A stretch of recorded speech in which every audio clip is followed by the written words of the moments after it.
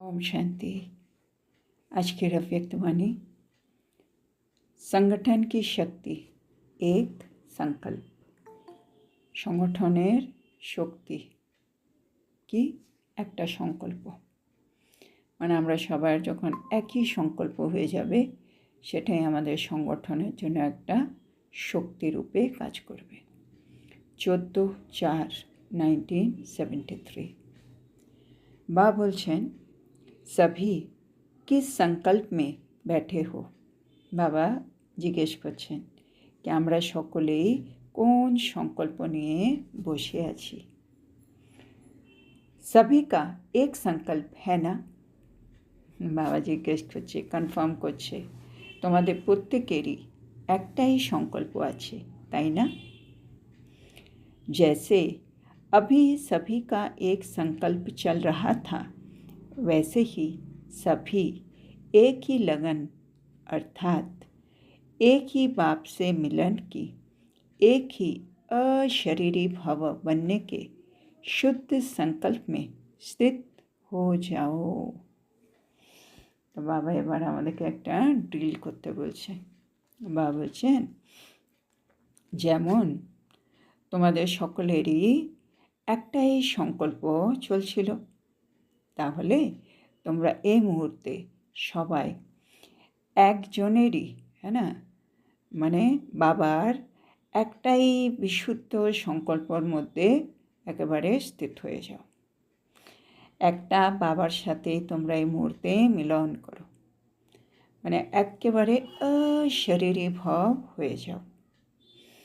তার মানে বাবা বলছেন, আমরা সকলেই একই সংকল্পে স্থিত হয়ে যাই কি আমি আত্মা অশরীরী ভাব, আমি আত্মা আমার জ্যোতিবিন্দু বাবার সাথে মিলন করছি, আমি আত্মা বাবার ভালোবাসার লগনের মধ্যে একেবারে লগ্ন হয়ে গেছি।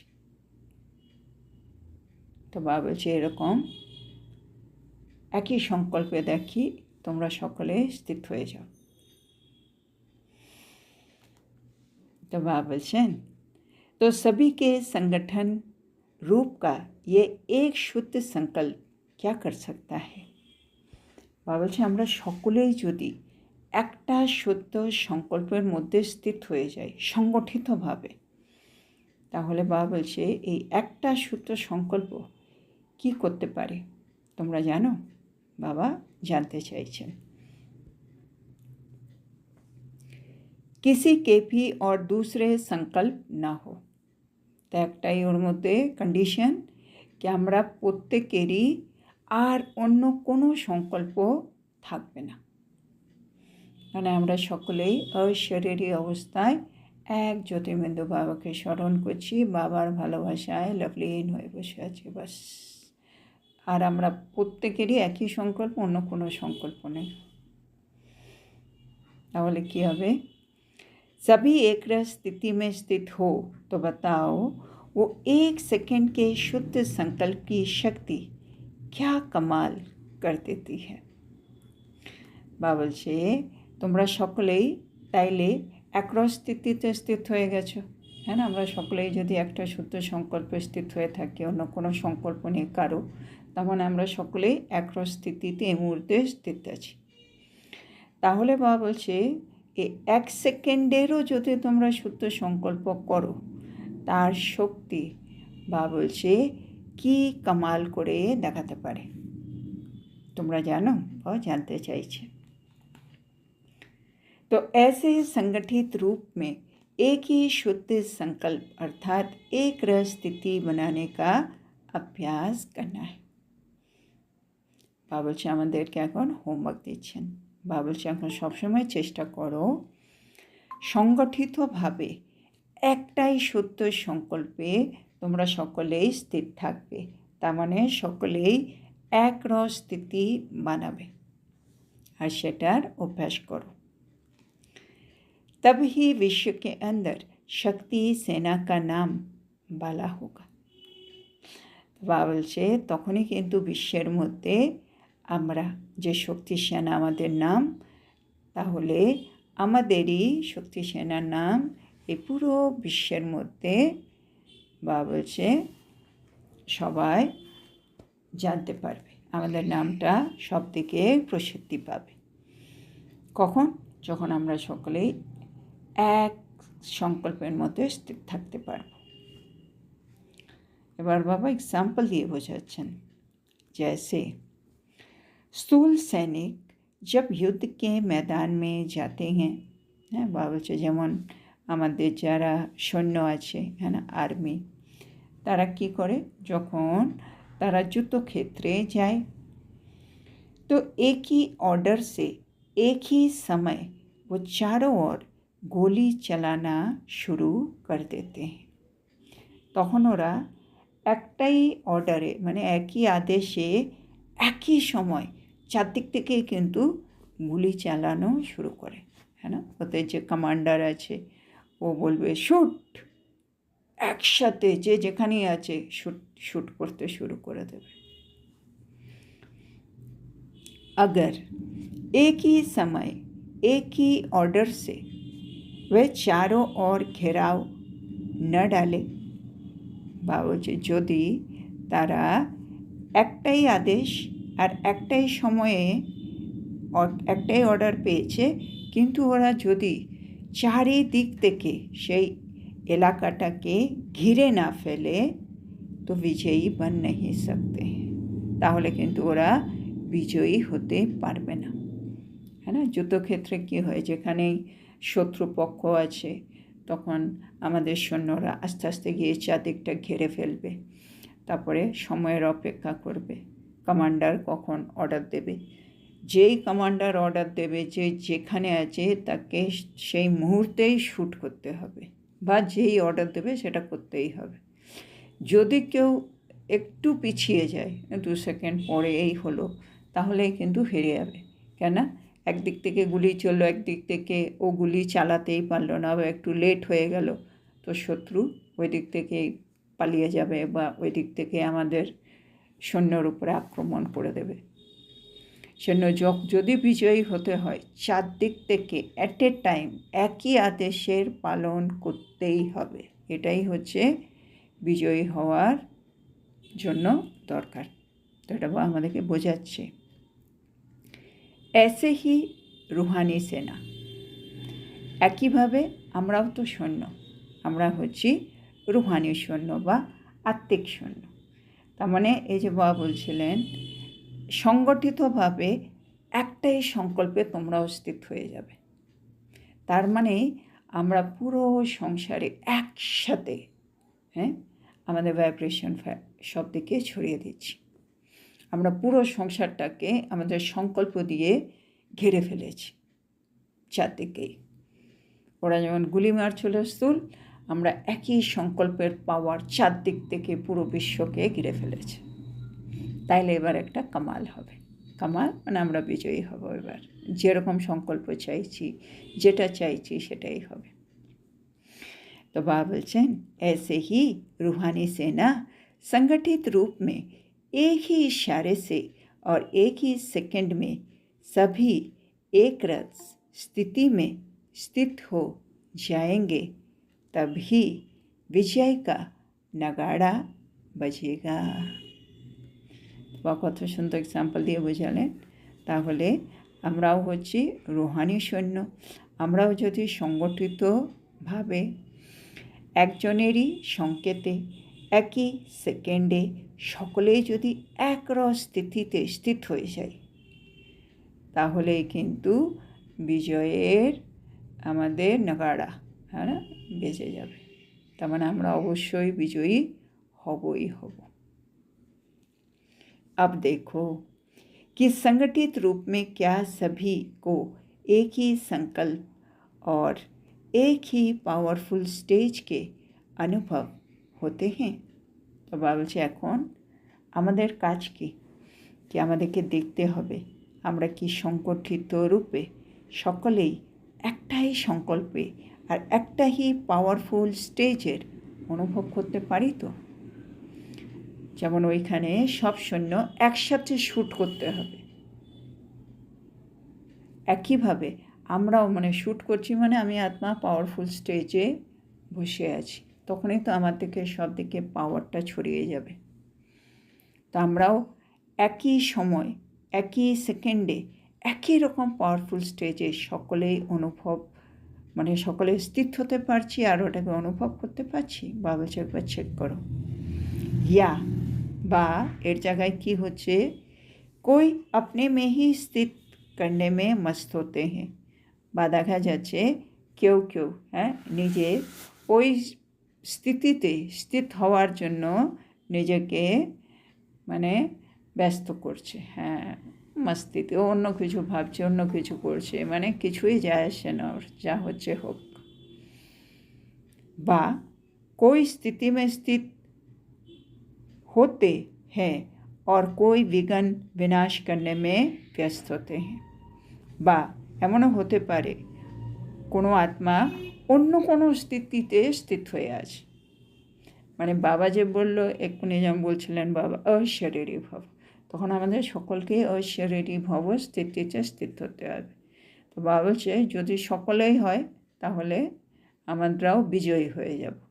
যদি দেখা যায় কি আমাদের মধ্যে কেউ খুব পাওয়ারফুল স্টেজে আছে, আবার কেউ দেখা যাচ্ছে অন্য কিছু করতে একেবারে মস্ত আছে, বা কেউ অশরীরী ভাব ছেড়ে অন্য একটা স্থিতিতে স্থিত হয়ে গেল, বা অন্য কেউ দেখা গেল কেউ নিজের বিঘ্নকে বিনাশ করার মধ্যে ব্যস্ত হয়ে পড়ল। মানে যেটা করণীয় সেটা ওই মুহূর্তে না করে অন্য কাজ করছে। तो बाबा बोलছে ऐसे संगठन की रिजल्ट में क्या विजय का नगाड़ा बजेगा। বলছে এরকম যদি কোনো সংগঠন থাকে, এরকম যদি তাদের স্থিতি থাকে, তাহলে সেখানে কি বিজয়ের বিগুল তোমরা বাজাতে পারবে? সেখানে কি তোমরা কোনো বিজয়ী হতে পারবে? তো আজকে বাবা এখানে বারে বারে বলছে কি সংগঠনের শক্তিই হচ্ছে আমাদের, আমরা হচ্ছে আত্মিক সৈন্য, রুহানি সেনা আমাদের পাওয়ারই হচ্ছে সংকল্পে। আর যখন আমরা একই সংকল্পে একসাথে স্থিত হব অ্যাট এ টাইম, তাহলেই কিন্তু ওটা পাওয়ারফুল স্টেজ হবে, আর আমরা পাওয়ারফুলভাবে সেই সেবার মধ্যে সফলতা পাব, মানে বিজয়ী হব। এবার বাবা বলছেন विजय का नगाड़ा तब बजेगा जब सभी के सर्व संकल्प एक संकल्प में समा जाएंगे। তো বাবা বলছেন আমাদের বিজয়ের ঢাক কখন বাজবে বলো? বাবা বলছে যখন আমাদের সকলের সব সংকল্প একটা সংকল্পের মধ্যে সমাহিত হয়ে যাবে বা বিলীন হয়ে যাবে, ডুবে যাবে। আমি যা কিছু ভাবছিলাম সেটা এক সেকেন্ডের জন্য অফ, আমি অশরীরী হয়ে গেছি। আমরা প্রত্যেকে অশরীরী, যে যাই ভাবছিল সব ভুলে গিয়ে অশরীরী। তার মানে সব সংকল্প মার্জ হয়ে গেল, বিলীন হয়ে একটা সংকল্পে আমরা সকলে স্থিত হয়ে গেলাম। তাহলে বাবা বলছে বিজয়ের ঢাক বাজবে। ক্যা এসি স্থিতি হ্যাঁ? বাবা এবার চেক করতে বলছে কি তোমাদের স্থিতিটা এরকম কি হয়েছে? क्या सिर्फ थोड़ी सी विशेष आत्माओं की ही एक रह स्थिति की उंगली से कलयुग पर्वत उठना है। বাবা বলছে তোমরা কি ভাবছো কি মানে বাবা তো আমাদের প্রত্যেককেই বাবা যজ্ঞের মধ্যে এনেছে, অ্যাডপ্ট করেছে, এত পড়াচ্ছে কেন? বাবা চাইছে আমরা বাবার কাজে সহযোগিতা করি। কি কাজ? পরিবর্তনের কাজ। তো বাবা বলছে তোমরা কি ভাবছো কি পরিবর্তনের কাজের জন্য তো কিছু সংখ্যক বিশেষ আত্মারাই মানে দায়িত্ব নেবে, তারাই একরস্থিতির আঙুলটা দেবে এই কলিযুগী পাহাড়টা তোলবার জন্য। হ্যাঁ, ওই যে আমাদের যে কলিযুগী পাহাড় তুলছে দেখায় একটা আঙুল, ওই আঙুলটা একেবারে স্ট্রেট থাকে, ওই আঙুলটা বাবা বলছে একরস্থিতির প্রতীক। তো এই যে পাহাড়টা তুলছে এটা বাবা বলছে সবাইকে তুলতে হবে, এমন তো হবে না কি এটাকে কিছু আত্মারা তুলবে। আমরা কি ভাবছি মানে আমরা একরস্থিতিতে স্থিত হচ্ছি না, একটা সংকল্পে স্থিত হচ্ছে না, আর কিছু যে নিমিত্ত আত্মারা আছে যারা নিজেকে নিমিত্ত ভাবছে তারা স্থিত হচ্ছে, কিন্তু তারা স্থিত হলে কলিযুগী পাহাড়টা উঠবে না। है ना, ওই যে গোবর্ধন পাহাড় যেটা আমাদের স্মরণিক হয়ে আছে, গোবর্ধন পাহাড়, আর সব গোপিকা নিজের আঙ্গুল দিচ্ছে, কৃষ্ণও আঙ্গুল দিচ্ছে। তো এখানেও শিব বাবার কাজ কলিযুগী পাহাড়, কলিযুগী সংসারটাকে পরিবর্তন করতে, কিন্তু প্রত্যেকটা গোপী আমাদের হাত লাগবে, আর হাতগুলো বাবা বলছে দেখবে সোজা সোজা দেখায়। তার মানে আমরা প্রত্যেকটা আত্মা যখন এক রস স্থিতিতে একটাই সংকল্পে স্থিত হয়ে যাবে একসাথে, তখনই কলিযুগের পাহাড়টা উঠে যাবে। তো বাবা এটা বলছে, তোমরা কি ভাবছো কিছু সংখ্যক বিশেষ আত্মারাই কি এই একরস স্থিতির আঙুল দিয়ে কলিযুগী পাহাড়টা তুলবে, या सभी के उंगली से उठेगा? তোমরা কি ভাবছো সবার আঙুল লাগবে না কিছু সংখ্যক আত্মার আঙুল দিয়েই কলিযুগটা উঠে যাবে, মানে পরিবর্তন হয়ে যাবে? ये जो चित्र में सभी की एक ही उंगली दिखाते हैं उसका अर्थ भी, বা বলছে এই যে চিত্রটা ভালো করে দেখো, এই গোবর্ধন পাহাড়ের ওর মধ্যে সবাইরই কিন্তু একটা আঙুল দেখানো হয়, তার অর্থ কি? उसका अर्थ है संगठन रूप में एक संकल्प, एक मत और एक रस स्थिति की निशानी है। तो একটা আঙ্গুল মানে বাজকে বোঝালেন কি আমরা সংগঠনে যদি একটা সংকল্পে একমতে চলি আর একরস স্থিতি বানিয়ে রাখি আমরা প্রত্যেকে একসাথে, তবেই কলিযুগী পাহাড়টা উঠে যাবে। তো এটা হচ্ছে তার চিহ্ন। तो आज बाप दादा बच्चों से पूछते हैं कि ये कलियुगी पहाड़ कब उठाएंगे। तो बाबा আজকে আমাদেরকে জিজ্ঞেস করছে কি তোমরা বলো তোমরা এই কলিযুগী পর্বতটাকে কখন তুলবে, और कैसे उठाएंगे, আর কিভাবে তুলবে? ও তো শোনা দিয়া है।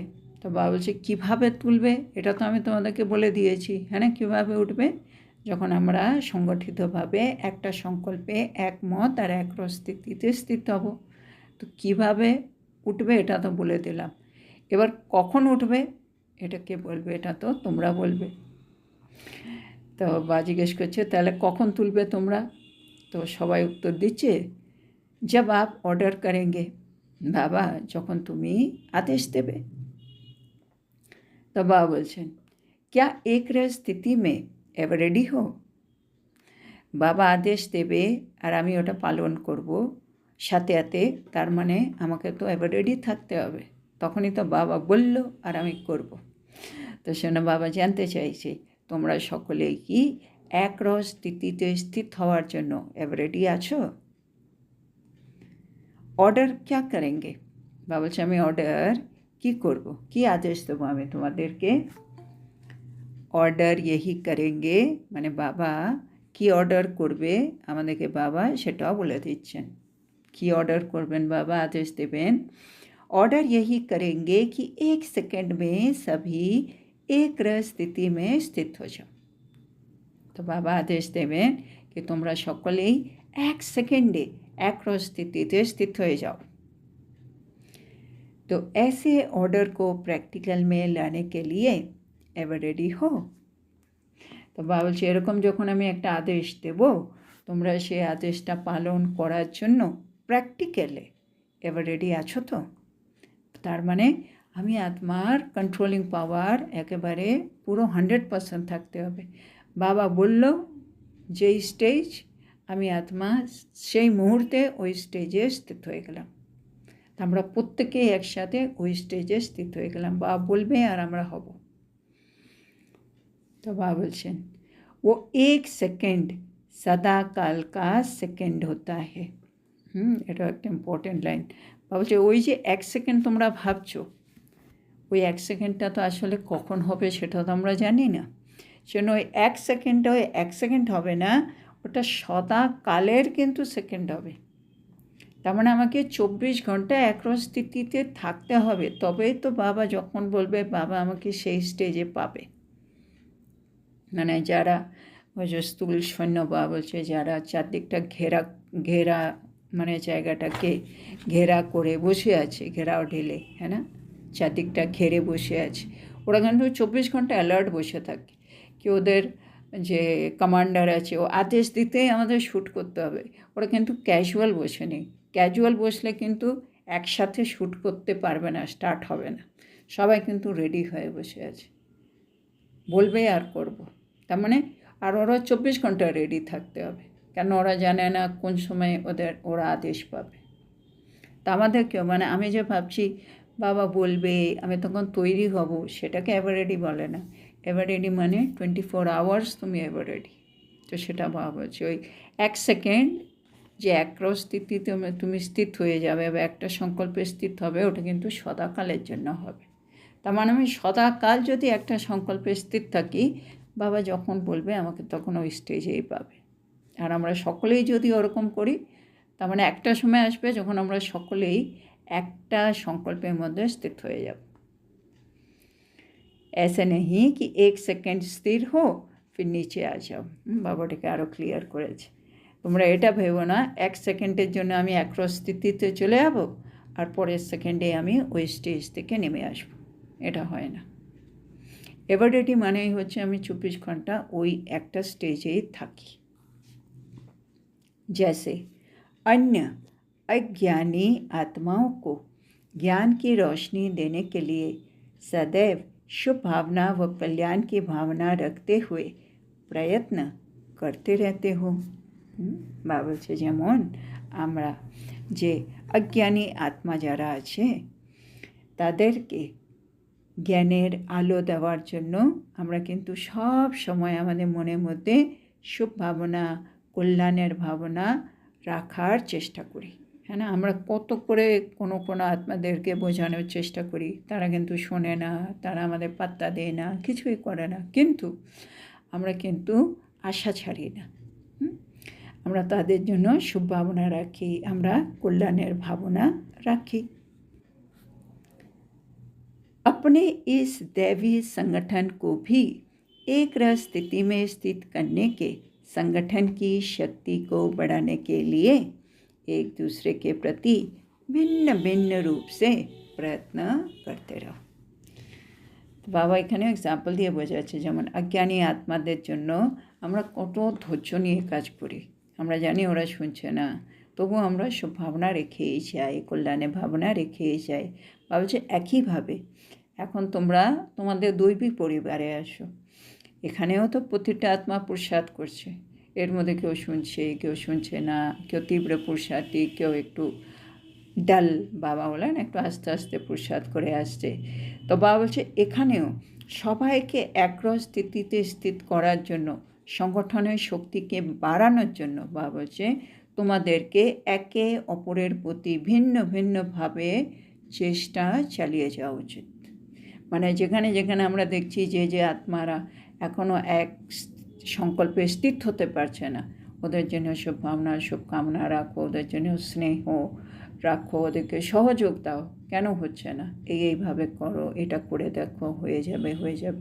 কেননা সকলেই যদি একটা সংকল্পে স্থির না হয় তাহলে তো আমরা বিজয়ী হব না। সেন বাবা বলছে যেমন অজ্ঞানীদের জন্য তোমরা শুভভাবনা রাখো, তোমার দৈবিক পরিবারের জন্য शुभकामना रखो। क्या ऐसे भी प्लान्स बनाते हो जिससे कि किसी को भी इस दैवी संगठन की मूर्त में एक रस स्थिति का प्रत्यक्ष रूप में साक्षात्कार हो? ऐसे प्लान्स बनाते हो? বাবা বলছে তোমরা কি, আমরা তো সেবার নানা রকম প্ল্যান বানাতে থাকি, তো বাবা বলছে তোমরা কি এমন কোনো প্ল্যান তৈরি করো যেখানে যে কোনো আমাদের দৈবিক সংগঠনের যে আত্মারা আছে সবাইকে একরস স্থিতিতে স্থিত করে প্রত্যক্ষ রূপে সাক্ষাৎকার করানো যাবে। মানে আমরা সবার সামনে একরস স্থিতিতে 1 সেকেন্ডে স্থির হয়ে সাক্ষাৎকার মূরত হিসেবে থাকতে পারবো, এরকম কোনো প্ল্যানিং করো তোমরা।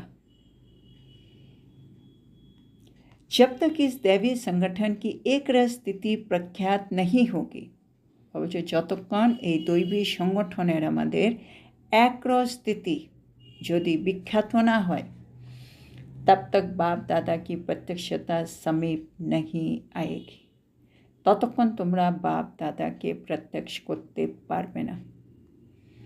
ऐसे एवर रेडी हो, তো বাবা জানতে চাইছে এরকম এভারেডি তোমরা কি হয়ে গেছো? जबकि लक्ष्य रखा है विश्व महाराजन बनने का। বাবা বলছে তোমাদের লক্ষ্য কি? আমরা বিশ্বের মহারাজা হব, ইন্ডিপেন্ডেন্ট রাজা তো नहीं। বাবা বলছে তোমরা রাজা হবে, লক্ষ্মীনারায়ণ হবে, হ্যাঁ না? তারে বিশ্বের মহারাজা হবে, ইন্ডিপেন্ডেন্ট তো হবে না। ইন্ডিপেন্ডেন্ট মানে আমি একা একা রাজত্ব করব, সেরকম তো তোমাদের প্ল্যানিং নয়। কেননা সত্যযুগে যেই যাবে ও বিশ্বের মহারাজা হবে, ও একা একটা খণ্ডের তো রাজা হবে না, ওখানে একটাই তো খণ্ড হবে, পুরো স্বর্গ। তাইলে ওখানে যদি তোমাকে পুরো বিশ্বের মালিক হতে হয়, তাহলে এখানেও তো পুরো বিশ্বকেই তোমাকে একটা সংকল্পের মধ্যে আনতেই হবে। तो बाबा बोलছে ऐसे अभी से ही लक्षण धारण करने से लक्ष्य को प्राप्त करेंगे ना। মানে ওখানে পুরো বিশ্বের আত্মাকে তোমাকে সামলাতে হবে, পালনা দিতে হবে। তো ওখানে যদি সবাইকে আমরা পালনা দিতে পারি, সেই সংস্কারটা তো আমাকে সঙ্গম যুক্তিকেই নিতে হবে। তো এখানে আমার যে দৈবিক পরিবারের আত্মা আছে, সকলকেই একটা সংকল্পের মধ্যে স্থিত করাবার, তাদেরকে এভারেডি করাবার ভাব হচ্ছে এখানেও সেবা করো। তো আজকে আমরা এখানেই থামব। তো আজকে আমাদের বাবা আমাদেরকে বললেন কি আমাদের যে দৈবিক সংগঠন আছে, এটার শক্তি হচ্ছে আমরা যখন সকলেই একটা সংকল্পের মধ্যে একই টাইমে স্থিত হয়ে যেতে পারব। আর বাবা বলছে সেই সংগঠনটাকে একটা সংকল্পে আনার জন্য তোমাদের কি করতে হবে? বাবা বলছে তোমাদের একটুখানি ধৈর্য রাখতে হবে, তোমাদেরকে প্রত্যেকটা আত্মার প্রতি, হ্যাঁ না, একটু দয়াশীল হতে হবে। যেমন তোমরা অজ্ঞানী যে আত্মা আছে তাদের জন্য কত সুভাবনা রাখো, কল্যাণে ভাবনা রাখো, একইভাবে দৈবী পরিবারের জন্য রাখো। কেননা তোমরা তো বিশ্বের মহারাজা হবে, তোমরা তো ইন্ডিপেন্ডেন্ট মহারাজা হবে না। তাই তারপরে বাবা এক্সাম্পল দিয়ে সুন্দরভাবে বুঝিয়েছে। যেমন স্থূল সৈন্যরা, হ্যাঁ না, যখন যুদ্ধক্ষেত্রে যায়, একটা অর্ডার পেলেই, একটা আদেশ আর একসাথেই তারা চারদিক থেকে গুলি চালায়, তখনই কিন্তু তারা শত্রুকে হারিয়ে বিজয়ী হয়। তা আমাদেরকে কলিযুগের এত বড় একটা কলিযুগী পাহাড়, হ্যাঁ না, গোবর্ধন পর্বত, এটাকে তুলতে হবে, আর সবার আঙ্গুল লাগবে। বাবা বলেছে সেজন্য বাবা আমাদের প্রত্যেককেই বেছে নিয়েছে, আঙ্গুলগুলো একেবারে সোজা সোজা। তো বাবা বলে সেটা মানে হচ্ছে আমরা সকলেই একটা সংকল্পে স্থির থাকবো, একমতে চলবো, আর আমাদের একরস স্থিতি হবে। তাহলে সেটা প্রত্যেকের হতে হবে। যদি প্রত্যেকের না হয়, কলিযুগী সংসারটা উঠবে না, তার মানে পরিবর্তন হবে না, বিনাশ হবে না, সত্যযুগ আসবে না। সেনা বাবা বলছে তোমরা তো খালি নিজে তৈরি হয়ে গেলে হবে না, বা কিছু আত্মারা রেডি, কিছু আত্মারা রেডি না, ওরা নিজের নিজের সংকল্পের মধ্যে মস্ত আছে, অন্য সংকল্পের মধ্যে মানে ডুবে আছে, এটা করলে তো হবে না। তো তোমাদেরকে একটুখানি শুভভাবনা শুভকামনা রেখে তাদেরকেও একটা সংকল্পে নিয়ে আসতে হবে, আর সে সংকল্পের মধ্যে তোমাকে এভারেডি থাকতে হবে। বা এটাও বলেছে আজকে, মানে বাবা কোন সময় আদেশ দেবে, বাবা তো যে বলে না যা হবে হঠাৎ হবে, তা হঠাৎ যদি আমি জানি হবে, তার মানে আমাকে 24 ঘন্টা রেডি থাকতে হবে, তখনই তো হঠাৎটা আমি করতে পারবো। সেজন্য বাবা ওই যে একরস অবস্থা, একটা সংকল্পে স্থিত, এটাকে আমাকে সদাকালের জন্য করে নিতে হবে। কেন ওই হঠাৎ যে বাবার আদেশ, ওটা কোন সময় আসবে আমরা জানি না। সেজন্য ওই 1 সেকেন্ডের একটা আদেশ, ওটা কিন্তু সদাকালের 1 সেকেন্ডের অভ্যাসের মধ্যে আমাদের পরিণত করে নিতে হবে। এমন যেন না হয় আমি 1 সেকেন্ড একরস, পরের সেকেন্ডে একরস থেকে নেমে গেছি, এটা হলে হবে না, তাইলে সেটাকে এভারেডি বলা যাবে না। তো আজকের এত সুন্দর শিক্ষার জন্য আমরা আমাদের প্রিয় শিব বাবাকে বলবো ধন্যবাদ বাবা, ধন্যবাদ। ওম শান্তি।